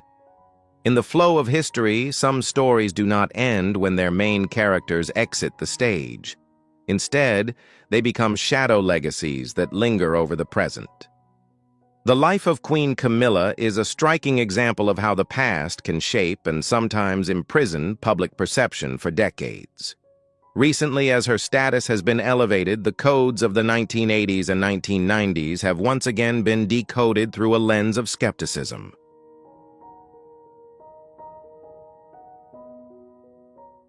Are we witnessing the mercy of time, or simply a perfectly executed media campaign designed to reconstruct an icon once rejected? Let us turn back to the turbulent era of the 1980s.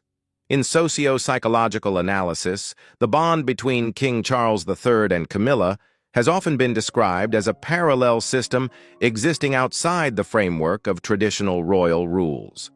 The arrival of Diana the People's Princess established a standard of purity against which any external intrusion was perceived as a serious systemic fault.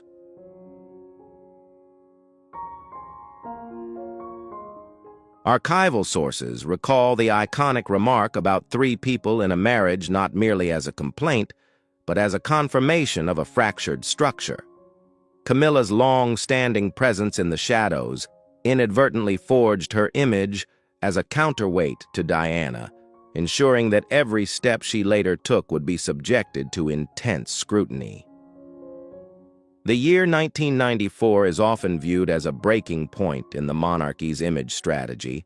The explosive interview with Jonathan Dimbleby was not simply a confession of an unconventional relationship, but through an investigative lens, a high-risk attempt at enforced transparency.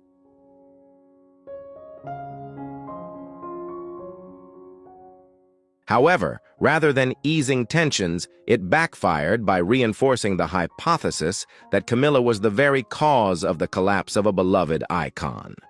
In the eyes of traditionalists and Diana's admirers, Camilla appeared to be permanently cast as a disruptor of order, a stain that no title could easily erase. The tragic events of 1997 in Paris were not only a profound loss for the monarchy, but also a turning point that completely reshaped Camilla's position and destiny.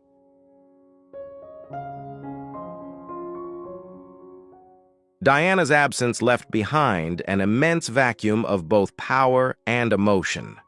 From a figure once fiercely opposed, Camilla began a process of quiet neutralization. She rarely appeared choosing patience as a strategy for survival. Could it be that this endurance, her silence, and willingness to remain in the shadows for years gradually shifted the public's emotional frequency? A segment of the public moved from hostility to curiosity and ultimately toward a conditional form of acceptance.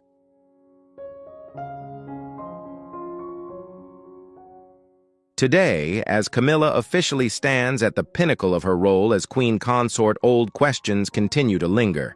Is this position a recognition of enduring love or the outcome of a finely calibrated exercise in power? Is her presence genuinely accepted by younger figures such as Anne and Kate, or are they merely adhering to a silent pact to safeguard the monarchy's survival? The past may have receded, but the fractures it left behind remain an inseparable part of the modern royal landscape.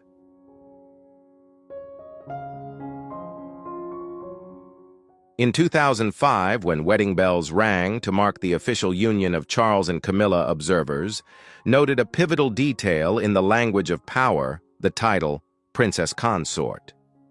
Why not Queen from the outset?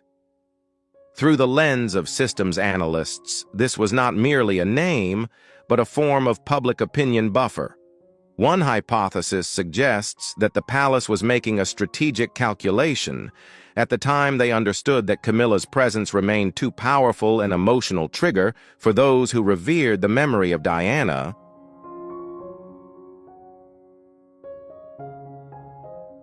Lowering the title was a calculated concession, a prudent move to preserve the stability of the monarchy during a highly sensitive transitional period.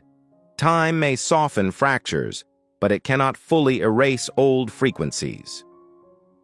In 2022, when Charles formally ascended the throne, Camilla's elevation to the title of Queen Consort immediately triggered another storm of hypotheses.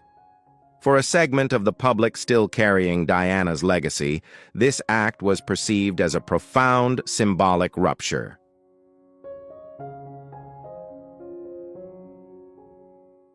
Was the granting of this title a personal wish of the king or an inevitable step to reinforce the monarchy's legitimacy? The voices of opposition are not directed at an individual alone. They are defending a myth forever sealed by the tragic death of 1997. In their eyes, replacing a position once associated with Diana with Camilla appears to be a form of rewriting history that not everyone is prepared to accept.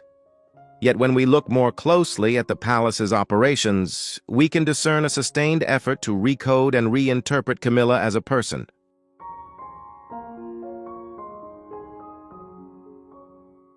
Rather than confronting criticism head-on, she chose the path of quiet service. Camilla's focus on causes such as literacy and animal welfare has been assessed by media experts as a strategy of humanizing the symbol. Could this be her way of building a parallel legacy in which tangible contributions serve as a counterweight to past controversies? Her reputation is being carefully reconstructed from the smallest pieces through patronages, steady commitment, and composed public appearances.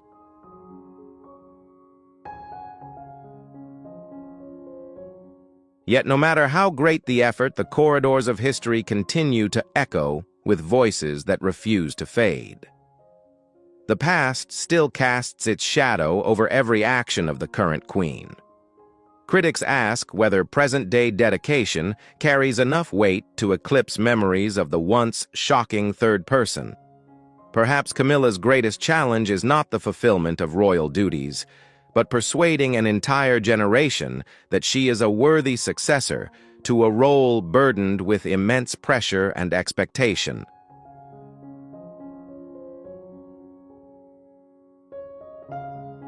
In a system where image is the ultimate weapon, we are witnessing a sustained effort to shift the axis of public perception. In recent years, Camilla's presence has no longer been associated with glamorous banquets, but instead with appearances in society's overlooked and uncomfortable spaces. Her focus on sensitive issues such as domestic violence is viewed by analysts as a highly strategic move. Could this be an attempt to establish a new frequency of connection with the public, one in which empathy is prioritized over historical controversy?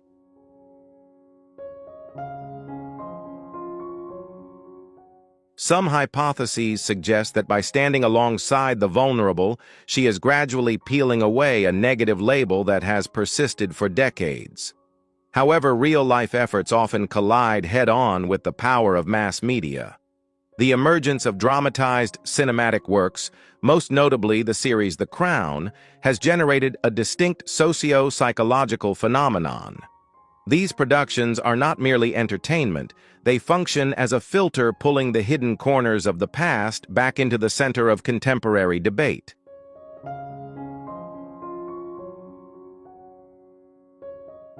When cinema portrays a figure through shades of intrigue and hidden calculation, it inadvertently reinforces long-standing stereotypes in the public mind. For many younger viewers, this cinematic lens has become a primary source of reference, blurring the line between historical fact and scripted dramatization. This is the invisible barrier that even the most sincere charitable efforts cannot overcome overnight. No matter how hard one tries to distance oneself from the turbulence of an era, one reality remains undeniable. Royal history is a living entity.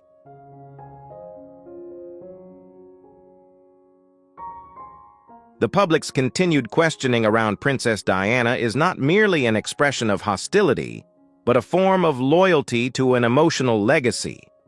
Some viewpoints suggest that sustaining skepticism toward Camilla is a way for the public to protect the memory of a turbulent chapter in the monarchy's history. In this scenario, Camilla is not simply confronting public opinion. She is facing a ghostly legacy, one in which every present action is weighed against what has been lost.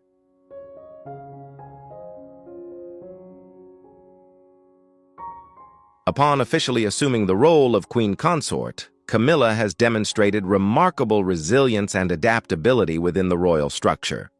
Yet her legacy will always remain a complex symphony composed of present-day efforts intertwined with echoes of a past that has never fully faded. The shift in public perception may not depend on whether the past can be erased, but on whether the present is strong enough to create an entirely new and distinct chapter.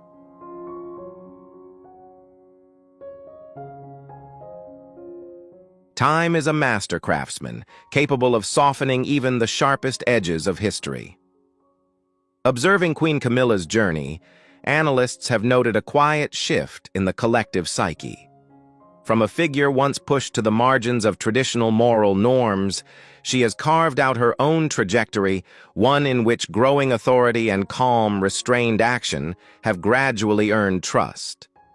This is not merely the story of an individual, but a compelling example of adaptive survival within a monarchical institution.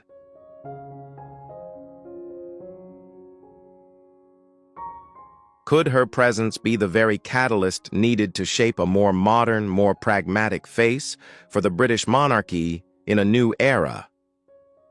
When we examine the current power structure more closely, we see an image of Camilla built upon two pillars: atonement and perseverance.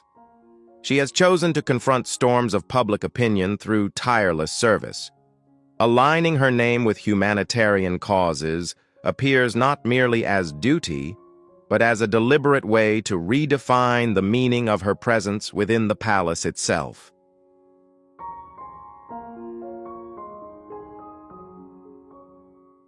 Although the past remains a persistent shadow, her dedication to community values has turned her into an indispensable component of Buckingham's current operating system. Her legacy, therefore, is no longer a single linear narrative, but a complex matrix woven from past mistakes and renewed efforts. Yet within a system that prizes continuity as deeply as the monarchy does the presence of guardians of tradition, inevitably creates resistance. The most striking focal point of this tension is the attitude of Princess Anne, long regarded as the embodiment of discipline and unwavering loyalty to the monarchy's original values.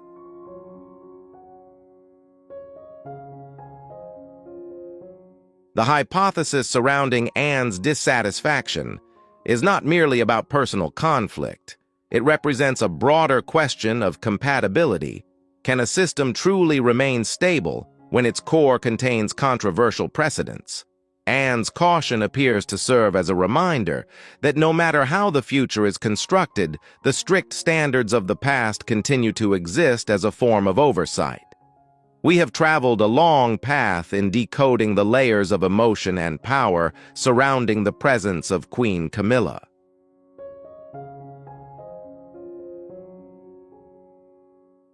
A life marked by trials, a complex path where every step is placed under the microscope of history. Faced with these data and analyses, what do you think about the fairness of our judgments? Are the firm reactions from figures such as Princess Anne a necessary defense of the monarchy's honor, or do they represent an obstacle to the inevitable evolution of the times? Is questioning the Queen's position at this stage a justified action, or should we accept change as an inherent part of the law of evolution itself?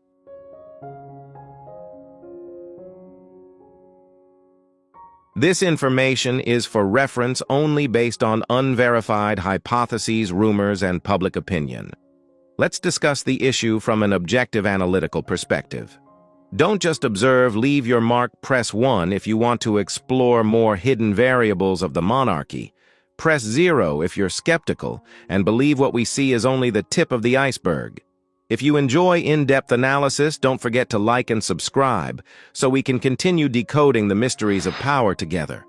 Thank you for joining us and stay tuned for the next deep dive.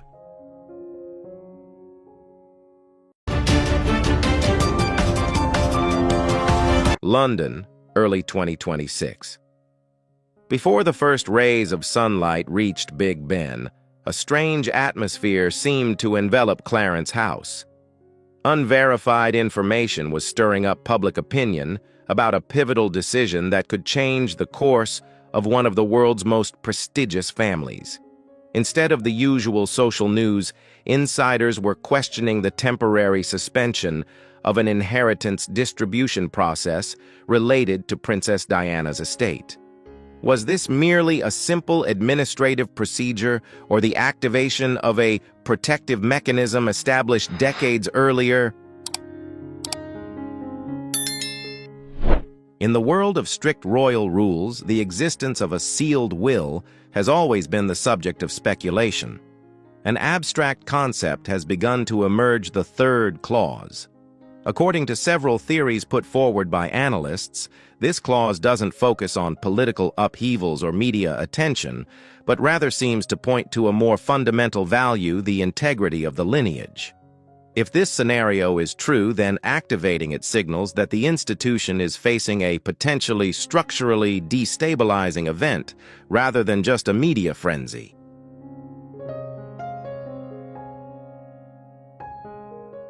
All attention is now focused on a shocking theory, the emergence of a 29-year-old woman referred to online by mysterious initials. Is there a connection between the present and the late 1990s, when personal secrets were often obscured by the glitz and glamour of the stage? Unofficial sources suggest that a handwritten letter from 1996, allegedly from the late princess, unexpectedly surfaced after an internal audit.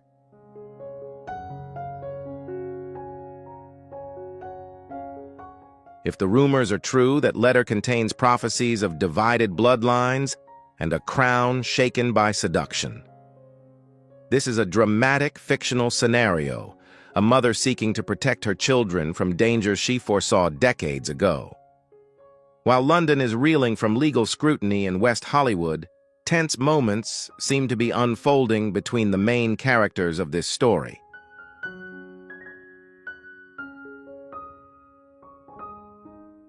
Images of a thick stack of documents and stunned faces have left the public wondering, is it time for a long dormant truth to be revealed? The silence from those involved often provides fertile ground for theories to develop. Could it be that a discreet settlement failed to reach a consensus, leading to the issuance of an asset freeze as a last resort?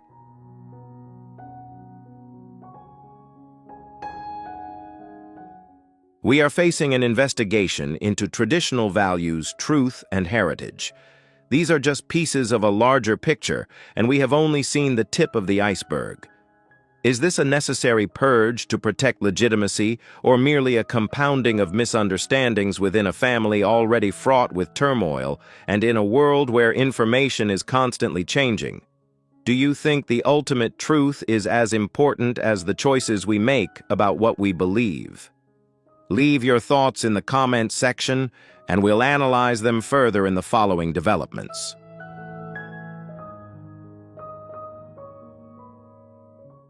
Amidst the media storm, a statement rang out, not with the clamor of a fame seeker, but with an unusually calm demeanor. The central figure in this controversy did not mention the crown, nor did she refer to the figures in the trust funds. Instead, she emphasized a fundamental human right, the right to know one's origins. The information circulating describes a decades-long quest for the truth.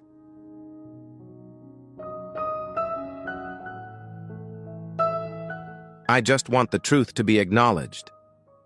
A simple statement, yet one that carries immense weight, capable of shaking even the most impregnable palace walls. In the age of technology, theories don't just remain words. Observers are buzzing about the existence of a document supposedly showing the results of genetic analysis from a renowned expert at UCLA. If the parameters of 99.98% similarity are accurate, we are no longer simply dealing with a fabricated story, but with a real threat.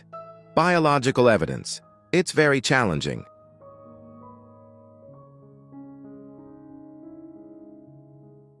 Why would such a crucial document surface at this sensitive time? Is it a mere coincidence of fate, or the result of a carefully planned effort to bring an old secret to light? The investigation takes us back in time to 1995 to 1996, a period when archivists and insiders were scrutinizing every millimeter of the protagonist's timeline.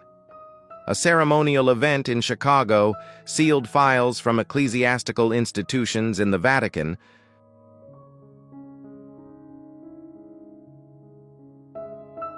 Theories suggest there were media lulls during this period, coinciding with the time a baby girl was allegedly born in Oak Park, Illinois. If we connect these ambiguities, a completely different picture of the past gradually emerges. It raises a major question about consistency in the public records of celebrities. Can we ever truly know everything about someone's past, no matter how long they've been in the spotlight?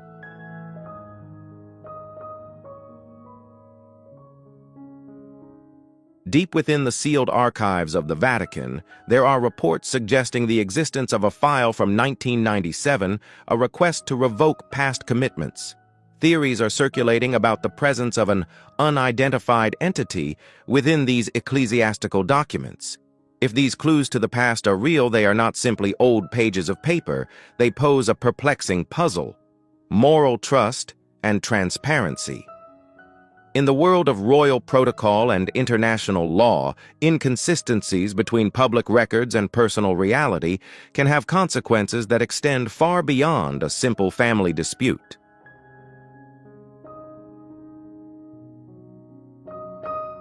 It touches upon the very foundations of immigration regulations, prenuptial agreements, and the legitimacy of a long-standing institution.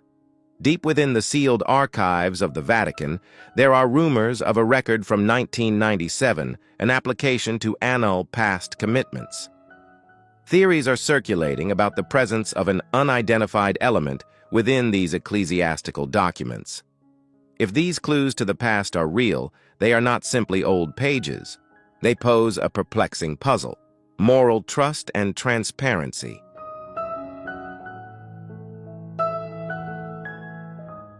In the world of royal protocol and international law, inconsistencies between public records and personal reality can have far-reaching consequences extending beyond a simple family dispute. It touches upon the very foundations of immigration regulations, prenuptial agreements, and the legitimacy of long-established institutions.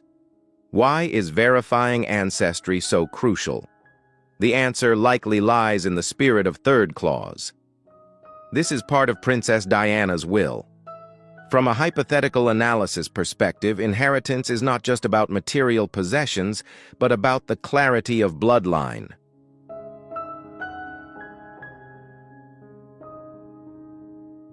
Once doubt is sown, it has the potential to undermine the validity of any claims related to trust funds. This is no longer a battle of the present, but a battle to protect the authenticity of the lineage against unforeseen variables. On January 16th, a blurry video clip allegedly filmed at a West Hollywood cafe caused an online uproar. These images captured not just a conversation, but a fierce clash between two worldviews. Through analysis of body language, one side showed panic, while the other displayed extreme tension.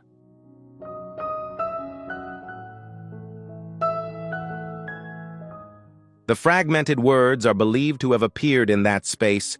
The truth was there before it began. Good, the future of the next generation.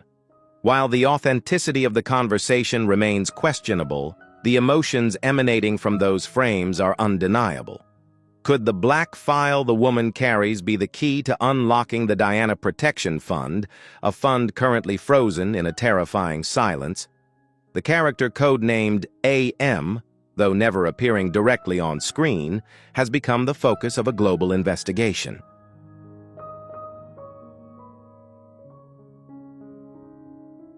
We are witnessing the most serious legal and ethical reckoning in decades. Is this a perfectly orchestrated move to redefine power, or the inevitable resurgence of a truth that has been suppressed for too long? If you held the black file, would you choose to release it to seek justice, or keep it secret to protect the peace of a family? Leave your thoughts in the comments. Don't forget to like and follow so we can get to the bottom of this investigation in the next part.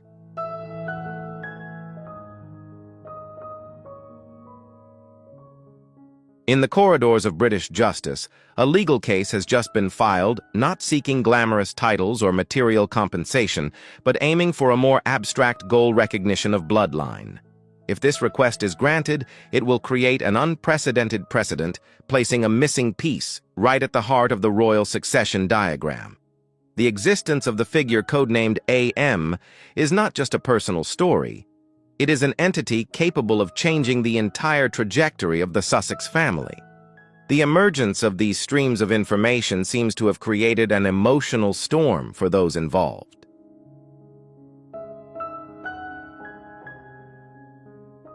There are reports of mental instability, self-reflection on the past, and doubts about the authenticity of seemingly predetermined events. Meanwhile, the absolute silence from the central figure Meghan Markle is being scrutinized by analysts. Is this a tactical move to observe her opponent, or is it confusion in the face of a truth that is gradually emerging? On January 17, 2026, a brief news item in the official Vatican newspaper attracted the attention of royal legal scholars.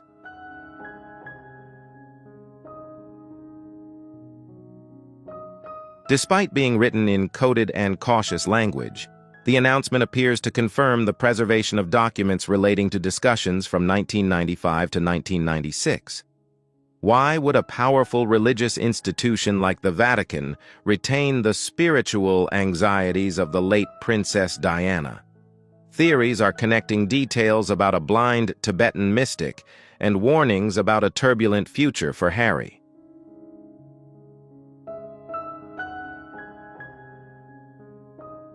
Could what we are witnessing today have been foreseen over 30 years ago in a secret meeting between humanitarian groups? Faced with undeniable pressure, the Royal Medical Ethics Council appears to be considering a scenario previously considered impossible, demanding independent verification of biological records.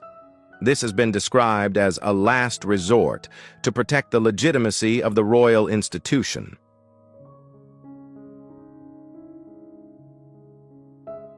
A truth-checking is underway where traditional values confront modern scientific evidence and prophecies from the past.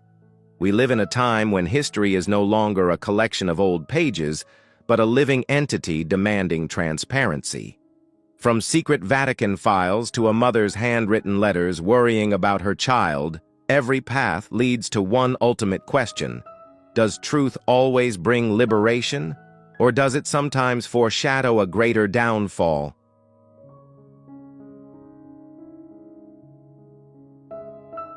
Do you believe in factual scientific evidence or spiritual warnings preserved for decades?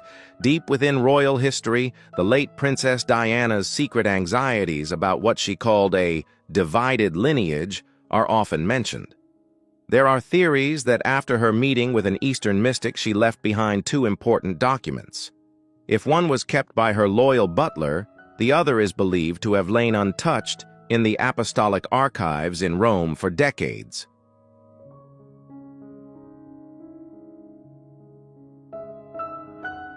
The contents of the document, titled "Secret Letters Sent Through the Air,"